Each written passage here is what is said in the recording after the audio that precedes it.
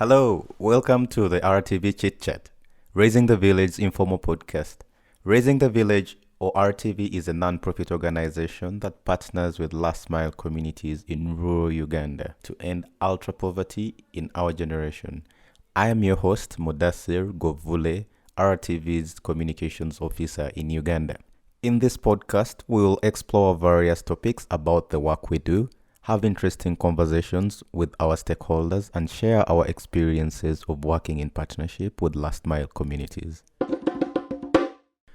Raising the Village believes that sustainable and scalable development cannot take place without collaborating with the government, which is why RTV aligns its program strategy with local government and utilizes their reach and expertise to implement programs through a model of integrated service delivery. Our partnerships at the national level with the government of Uganda and our close collaboration with the local governments in our districts of operation are instrumental in the success of our programs.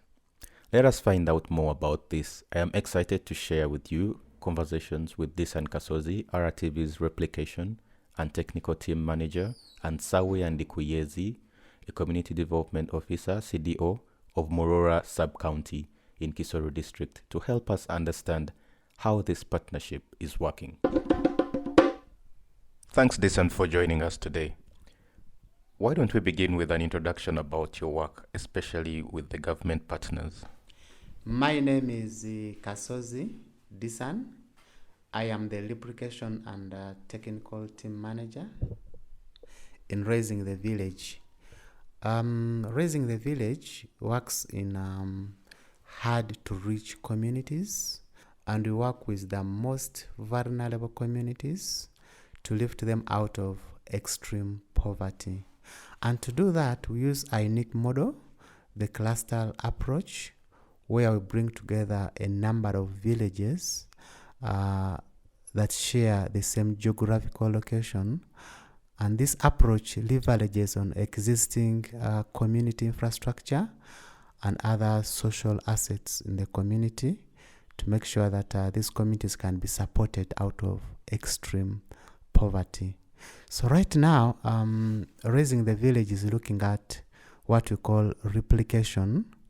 And replication basically looks at making sure that this good, low-cost, high-impact model can be taken on by the government of Uganda.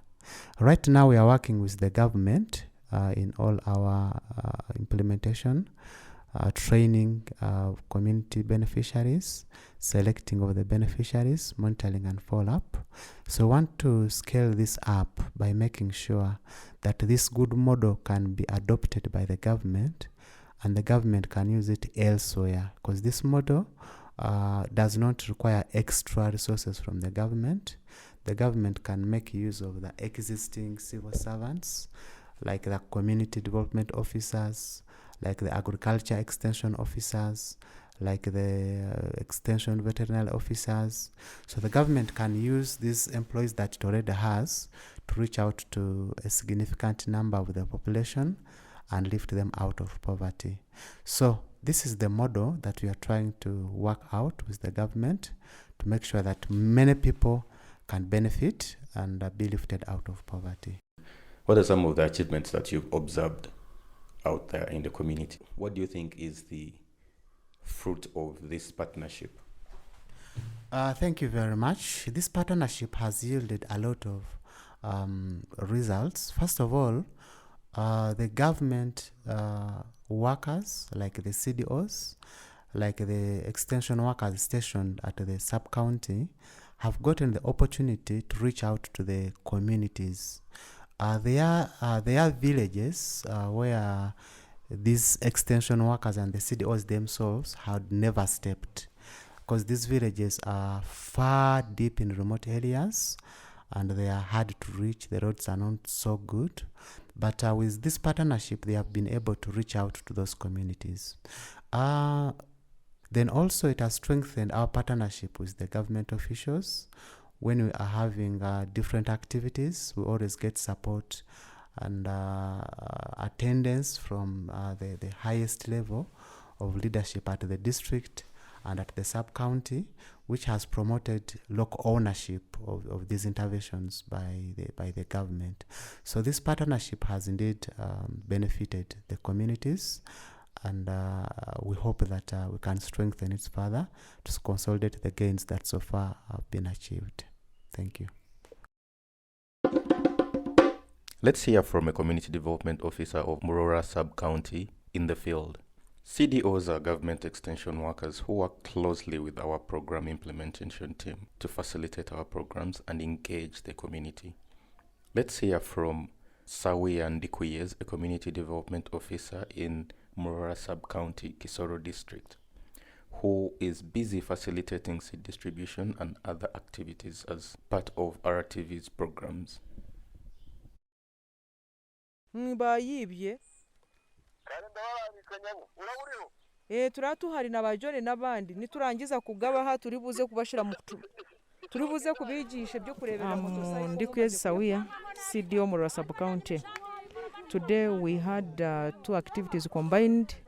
One was motorcycle management training, and we had a selection, or we formed a committee for looking after the motorcycle. Then now we are distributing the seedlings, fruit seedlings for tree, tomatoes and passion fruits, and we have given to 50 members. So now we are done. Members are happy with it. So we are waiting for the next preparation of the nursery bed for fruits. Why do you think this partnership with local governments and raising the village is important? Now this partnership is very important to us because our people were ignorant about it, and for those who could maybe get access that information about soil management, they could not even apply that. But for RTV, it is helping us to apply it practically, because the extension workers are facilitated with the transport, so that we are able to access people on daily basis. Even when they are preparing their demos and what, we are always with them. They are taught orally and practically. So they are applying it, and even when they are harvesting, they do appreciate, because the production increases. So the government is also happy. They have been appreciating this NGO, because the way they are implementing is quite different from other NGOs we have ever seen. So really we are happy with the RTV. So how do you reach these communities, and what are some of their challenges? I can imagine how that person up there gets water. I don't think there's a water source up that hill.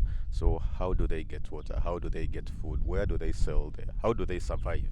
Just paint for us a picture of some of the challenges and how people survive down here. Now, one of the challenges is the terrain. We have steep hills, and in the lowlands, it is owned by very few families. Others are constructing houses on the hills. So we have to walk there, because we don't have roads that can access all those houses. So that is one of the challenges. And even when they are planting, of course they climb the hills. During the harvest time, of course they carry all those plants or crops on their heads up to where the roads are. Roads are very few, but they cannot reach on the top of the hills. The same problem, of course, they meet it when they are carrying the sick people. They have to carry them up to where the roads are. And the other challenge is that, of course, our people are ignorant. They have not been getting the NGOs. So really, changing mindset is becoming a problem. You know, it's a gradual process. We are trying, and their culture, there are some functions they have in the communities, and when you mobilize them and something happens like burial, like the weddings, of course we get very few people. But we know, because when they don't go there, they are fined. So it becomes a challenge to them.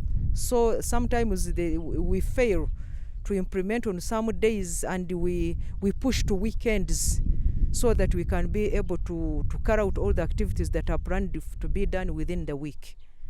So another challenge is that they don't have water because of the terrain. People do suffer. They don't have water. But because of RTV, people are constructing these the temporary tanks. Such interesting insights from the CDO in the field. Let's follow up with Disan about the sustainability of progress for our partner communities as a result of this partnership. Raising the Village is leveraging on the government's resources, and Raising the Village itself is also adding in some resources to ensure that the community development officers of the government reach out to the communities that are in the most remote areas.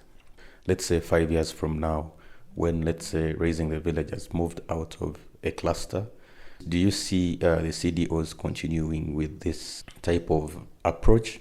Or is it something that cannot be done, like without more resources? What's your view on that?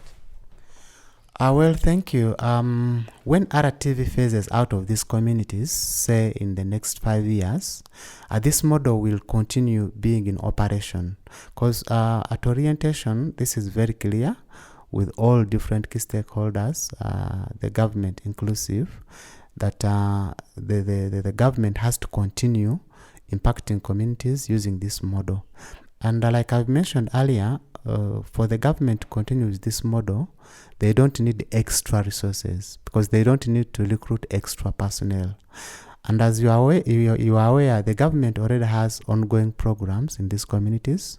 For example, there is Operation Wealth Creation, where the government gives out different inputs and supports communities to come out of poverty. So the government can still work with the existing programs to continue reaching out to these vulnerable communities without recruiting new personnel or without necessarily calling for extra resources apart from what they already have. So this model will continue in force and it will continue supporting the communities. It was fascinating for me to learn more about the ways in which we work with the local governments to implement our programs. I hope it was fascinating for our listeners.